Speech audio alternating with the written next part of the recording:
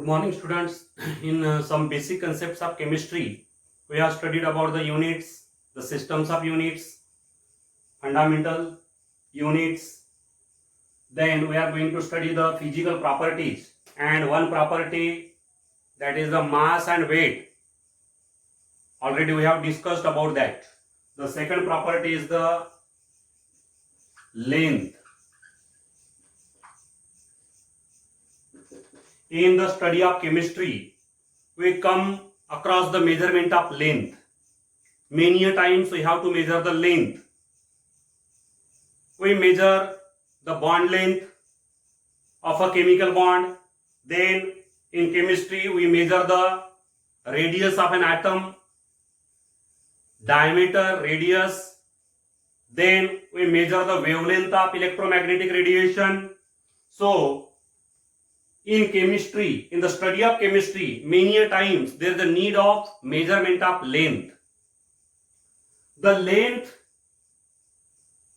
is measured in various units, but the SI unit of length is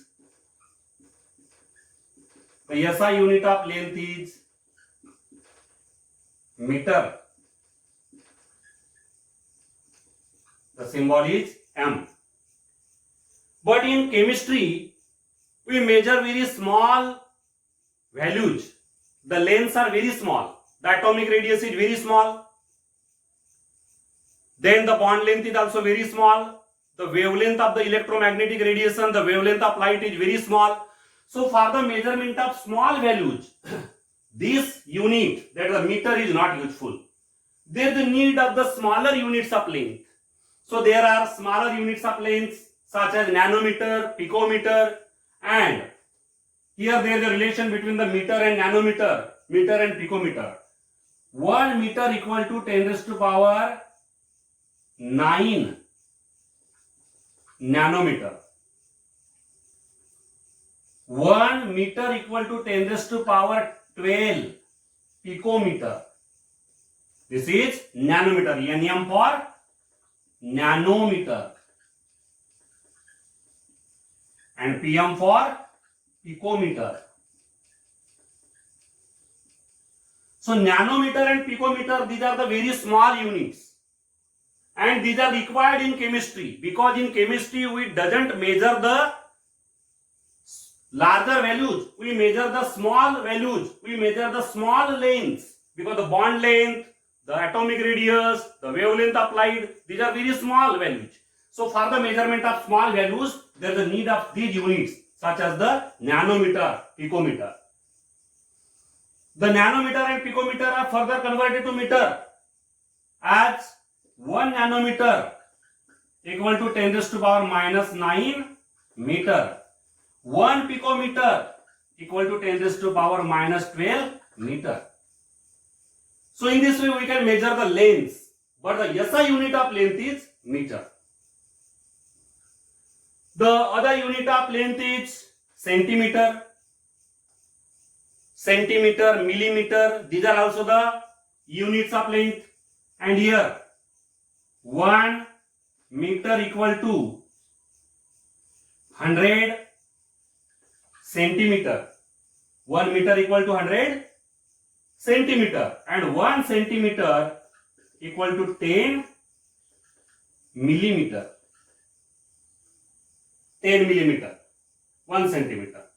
These are also the smaller units, centimeter and millimeter. But the units which are smaller than centimeter and millimeter, these smaller units are nanometer and picometer. And particularly for the measurement of very small values of lengths, there is a need of such units, that is the nanometer and picometer. The next physical property that we are going to study is the volume. Volume is the measure of the amount of space occupied by the three-dimensional object. Volume.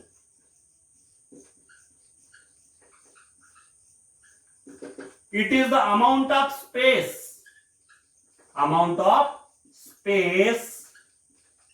occupied by the three-dimensional object. Amount of space occupied by the object is known as the volume. Any object that may be either a solid or liquid or gas. For any object we can measure the volume. And that volume is nothing but the amount of space which is occupied by the three-dimensional object. Now here, the volumes of the liquids and gases, the volumes of liquids and gases are commonly measured in liter. Are measured in liter. Volumes of liquids and gases are commonly measured in liter. And 1 liter equal to 10 raised to power 3, that is 1000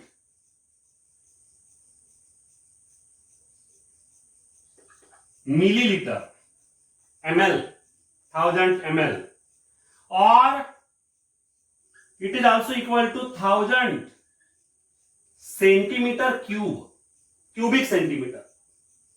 1000 cubic centimeter equal to 1 liter. 1 liter is also equal to 1 dm cube, that is the decimeter cube. Means 1 liter and 1 dm cube both are equal. And 1 liter is equal to 10 raised to power 3, that is the 1000 ml, milliliter, which is also equal to 10 raised to power 3 cm cube, that is the cubic centimeter. So here liter is a very common unit, but the smaller units are ml or cm cube. But the SI unit of volume is SI unit of volume is cubic meter, that is the meter cube. Cubic meter. It is the SI unit. It is a quite bigger unit. And though it is a SI unit, but as it is a bigger unit, it is not commonly used. Commonly, we doesn't use this unit, meter cube, because it is a quite bigger unit. Now the relation between meter cube, 1 meter cube equal to 10 raised to power 3 liter, 1000 liter, or it is also equal to 10 raised to power 3 dm cube, decimeter cube, or it is also equal to 10 raised to power 6 ml, or it is also equal to 10 raised to power 6 cubic centimeter. So in this way we can convert the meter cube, which is a SI unit, into the liter or dm cube or ml or cm cube. So here remember, the SI unit of volume is meter cube, but the commonly used unit is liter.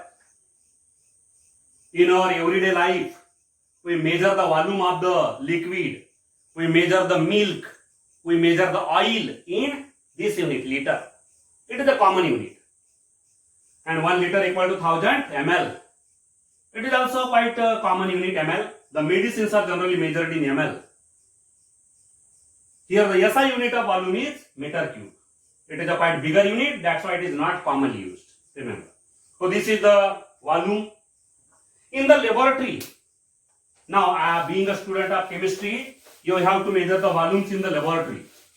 When we measure the volumes in the laboratory, there is a use of some glasswares for the measurement of volumes. Glasswares means the apparatus which are made up of glass. Now for the measurement of volume, which are the apparatus? Here for the measurement of volume, there is a burette.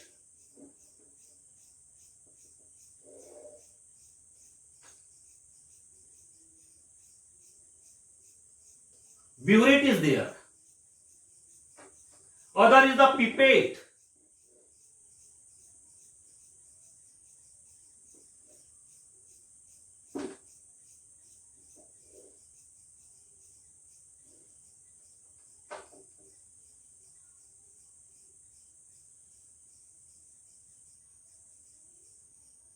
Pipette. Then measuring cylinder.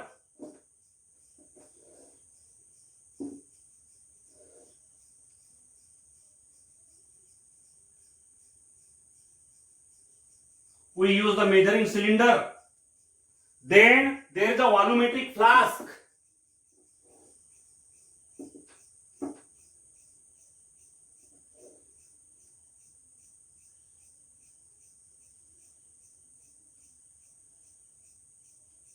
Volumetric flask. So these are the glasswares, means they are made up of glass. This is burette. This is pipette.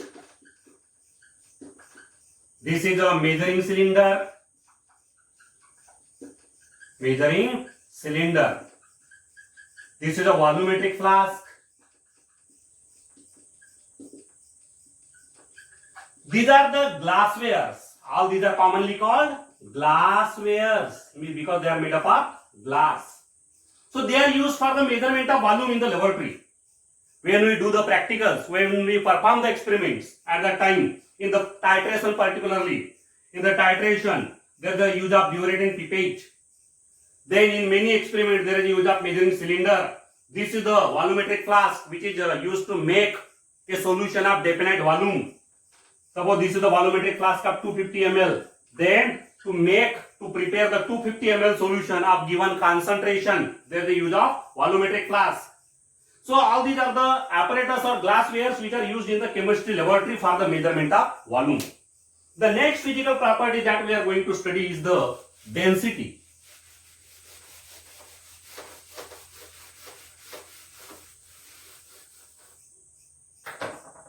Density.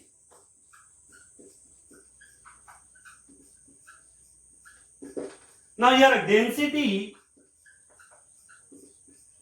is the ratio of mass and volume. Density of any substance is the ratio of its mass and volume. The mass per unit volume is known as density. How the volume is defined? The volume is defined as a mass per unit volume. The mass per unit volume of any substance is known as its density. Now here, what will be the unit of density? First, decide the SI unit. SI unit of density. To obtain the SI unit of density, here put the SI unit of mass. What is the SI unit of mass? The SI unit of mass is kg and the SI unit of volume is meter cube. SI unit of volume is meter cube. Already we have studied about that. And therefore the SI unit of density becomes kilogram per meter cube. Kilogram per meter cube. We can write in this way also, kilogram per meter cube. In this way we can write that. So this is the SI unit of density. Now what is the significance of density? Any substance which has higher density. Higher density means that substance is heavier. And a substance having the small density means that substance is lighter. Lighter. When we compare the density of water and ice, then you might know the density of ice is less than water. Density of ice is less than water. Ice is lighter than water, and therefore the ice float on the surface of water. Ice float on the surface of water. You might have experienced. So here the density of ice is less than water. Means density is a measure of its heaviness. How heavy is the object? That can be decided from its density. The SI unit of density is kilogram per meter cube, but a common unit of density, common unit is gram per cm cube. Gram per cm cube or gram per ml. Gram per ml. We can write in this way also, gram per ml. This is the smaller unit of density and it is the common unit. Commonly we measure the densities of the substances in gram per cm cube, gram per ml. SI unit is quite bigger unit and therefore in the measurement of density there is the use of the common unit, that is the smaller unit, gram per cm. It is the unit in CGS system. This is the unit in CGS system. So this is the common unit, gram per cm cube. Now the next important property that we are going to study particularly that is the temperature. Temperature of any object, temperature of any body.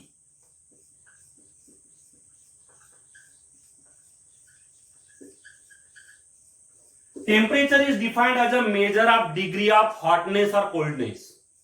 The degree of hotness or the degree of coldness of any material is expressed in terms of its temperature. Temperature is a measure of, it is a measure of hotness or coldness of the matter. Any matter is how hot or how cold, it can be expressed in terms of its temperature. For the measurement of temperature, there are three types of scales. Three scales are there. Three scales of temperature. One is the Celsius scale. Celsius scale.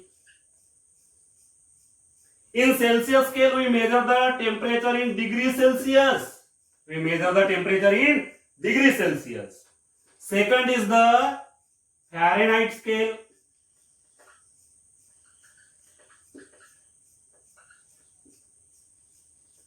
Fahrenheit scale. In the Fahrenheit scale, we measure the temperature in degree Fahrenheit. And third is the Kelvin scale. Kelvin scale. In the Kelvin scale, we measure the temperature in Kelvin, not in degree Kelvin. Here degree Celsius, here degree Fahrenheit, but here no degree Kelvin. Here only Kelvin. Kelvin scale. And this Kelvin scale, that is the Kelvin is the SI unit of temperature. It is the SI unit. SI unit of temperature. So these three scales are there for the measurement of temperature.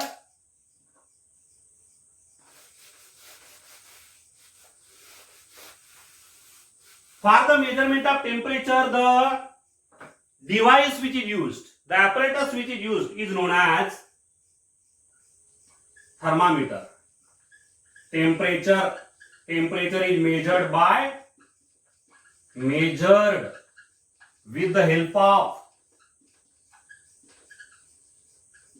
thermometer. Thermometer is the apparatus or the device which is used for the measurement of temperature. The thermometer of Celsius scale, particularly, the thermometer of Celsius scale is calibrated between the 0 degree Celsius to the 100 degree Celsius. Thermometer of Celsius scale.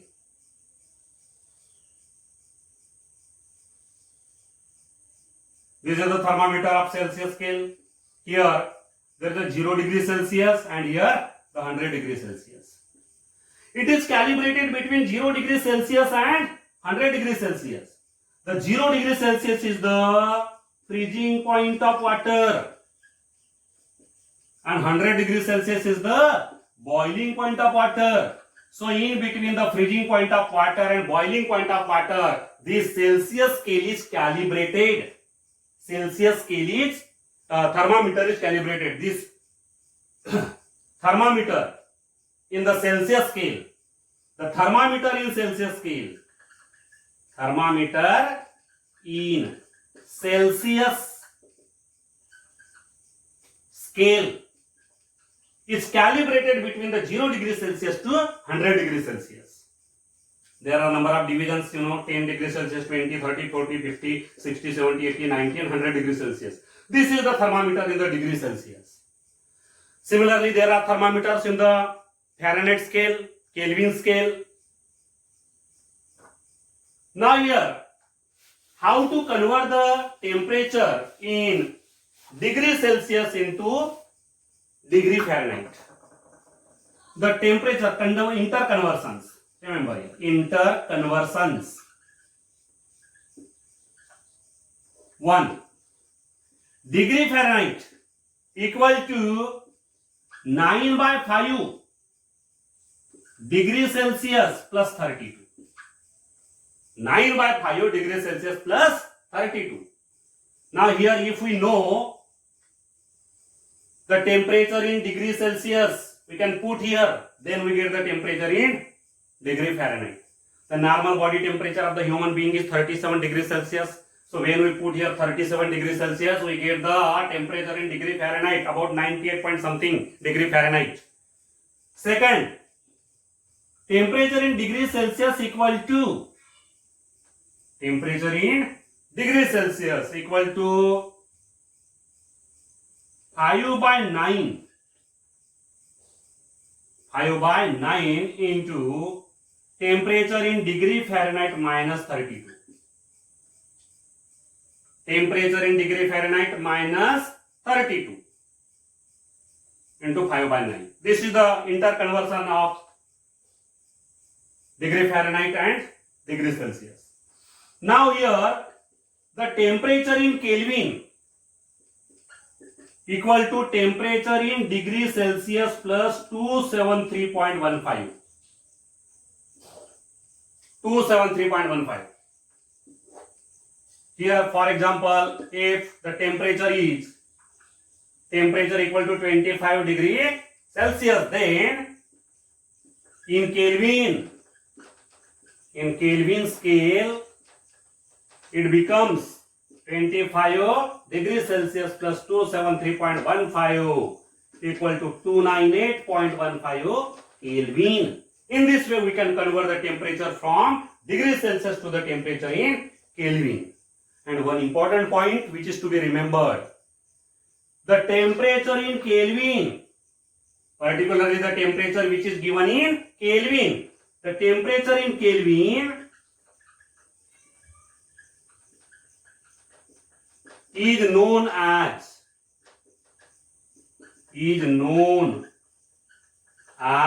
absolute temperature. Absolute temperature. The meaning of absolute temperature is the temperature of any body or the temperature of any material which is given in Kelvin. If the temperature is given in Kelvin, then certainly that is the absolute temperature. Sometimes absolute temperature is written there, so you can easily understand that absolute temperature means the temperature of the matter in Kelvin. So this is the conversion of degree Celsius into Kelvin. And one important point which to be remembered is the absolute zero temperature. What is the meaning of absolute zero temperature? Absolute zero temperature. It is different from the absolute temperature. Absolute temperature means the temperature, whatever may be the value. It may be 25 degrees Celsius, it may be 50 degrees Celsius, it may be 100 degrees Celsius, whatever it may be. If the temperature is given in Kelvin, then it is known as the absolute temperature. But if the temperature is equal to